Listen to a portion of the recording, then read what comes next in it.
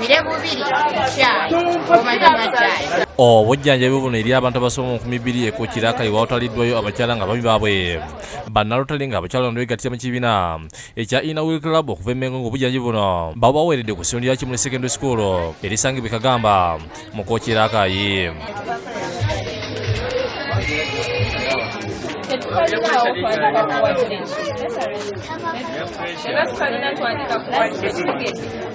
Twajja olw'okuba nti Inner Wheel Club of Kampala yatutuukirira nyama z'okulaba obwetaavu mu kitundu.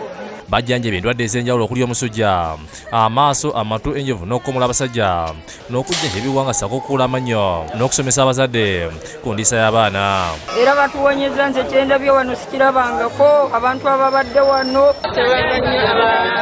Inner Wheel Club obe Mengo ekibujjanjaba ekitundu kyaffe. Abantu bano bavudde magombolola ag'enjawulo era akayi nga nabo mbakira balwanira mu nnyiriri. Bwe twali tujja twalowooza nti abantu bajja kubeera bangi bwe bati naye nga tumanyi nti obwetaavu weebuli naye tubadde n'ennamba eri very overwhelming tulaba abantu basukka mu 2,000 so nga mu kujja kwaffe tujja kusobola okujjanjaba abantu nga 10,000. Okusinziira ku Daniel Damuliro okuva mu lutale Mengo ku kye balabye bajja kuwalizibwa okudda era akayi kuba bakirabye nga abantu balina obwetaavu bungi ku ndwadde ezibaluma. Okusinziira ku bwetaavu bwe tulabye definitely tujja kudda era n'emikwano gyaffe gyonna tugenda kubalaga bye tulabye eno.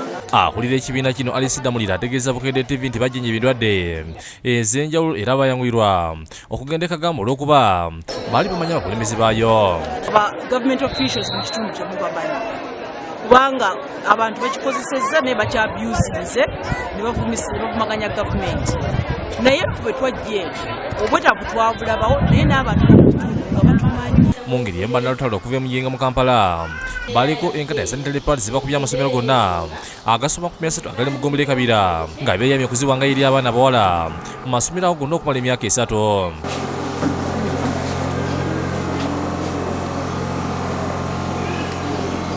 Bino bannalutale b'e Muyinga bakulemiddwa mu John Mary Mpagi babyeyamirire mu lukungaana basinkanira abaana b'amasomero ag'enjawulo ku St Paul Castle e Kabira mu Lakayi ne bazibasomesa wamu n'okuzibakwasa.